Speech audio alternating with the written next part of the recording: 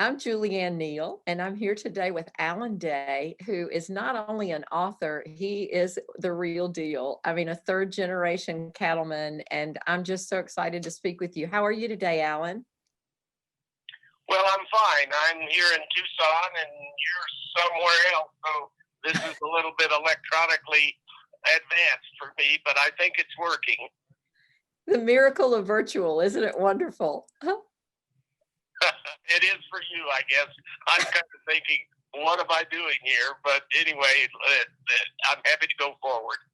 Well, we're really happy that you're with us. You have submitted two books to the festival this year, and they're a little bit different. One is Cowboy Up: Life Lessons from the Lazy Bee, and the other is The Horse Lover: A Cowboy's Quest to Save the Wild Mustangs. And I have to say, to read something from someone with the experience that you have, there's a different feel to that. Can you tell us just a little bit about each of those two projects? Well, of course, longtime rancher, and ended up with managing and running the old family ranch in Arizona. But kind of through circumstance, I ended up falling in love with and buying a ranch in South Dakota. And how that happened is another day, another story for another day.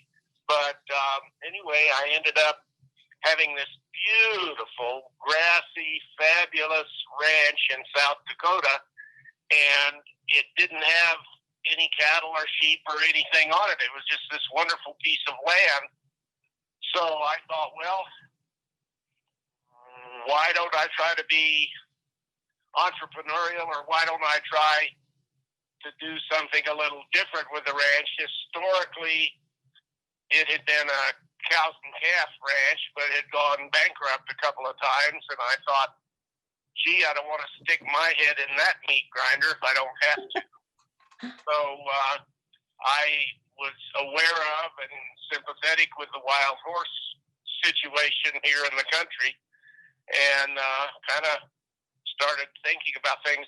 It turns out the Bureau of Land Management has a huge amount of excess unadoptable wild horses, and by that I mean they own these horses, but they don't have grass or feed for them. The horses breed so fast that they overpopulate, and then they run out of forage, and if that goes to its completion, they all die of starvation, which nobody wants.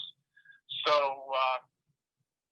I went to the Bureau of Land Management and said, well, you have a large number of excess unadoptable wild horses, and I have this real fabulous bunch of grass that is some of the best range that I've ever seen, and why don't I take care of 1,500 wild Mustangs that you have just in feedlots, just warehouse? Why don't I put them on that wonderful grass and let them roam out there and give them a happy home?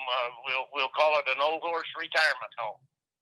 Well, those stories of that the stories of that type thing are just amazing to me. And so the first book, Cowboys Up, is more, I think it's 35 different stories of your experiences. And then the Horse Lover book tells about your life astride. And so I can only imagine the different horses that you've come into contact with from all those things. So if someone wanted to learn a little bit more, I know that we'll have the books available on the website and people can go, to different places to buy them. But if somebody just wanted to learn about you, is there a place online? Do you have a website? I do. It's Alan Day Author, and it's on Amazon. And That is wonderful. I think, go ahead.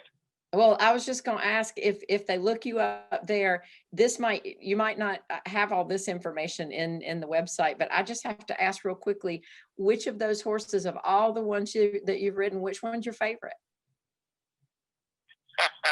Well, let me say that they all had appealed to me because I felt sorry for them, and they were these homeless animals looking for a happy home, which it turned out I had for them.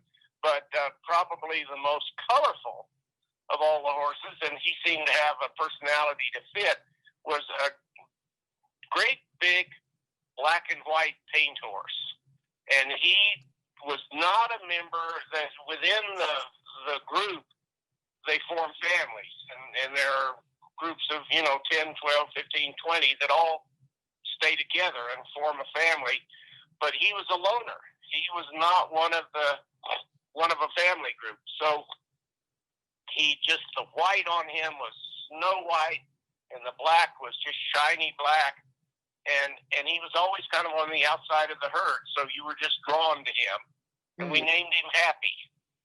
Oh, Happy. So when somebody would come see the herd, they would pick him out in about a minute and a half. They'd say, well, what is that black and white paint horse? Well, that's Happy. And so that's wonderful. He was our show boy. Wow. Well, I'm going to send folks to look up your website, and we're going to hope that they'll find some Happy when they get there too. So Alan, thank you so much for taking time out of your day. I know when you're dealing with the type of work that you do and the type of life you're living out in Arizona, you don't want to take time for virtual, but we appreciate you being with us today. Well, thank you very much, and I appreciate you calling. Sure thing. And we will be looking you up soon. Talk to you soon, Alan. Bye-bye. Bye-bye.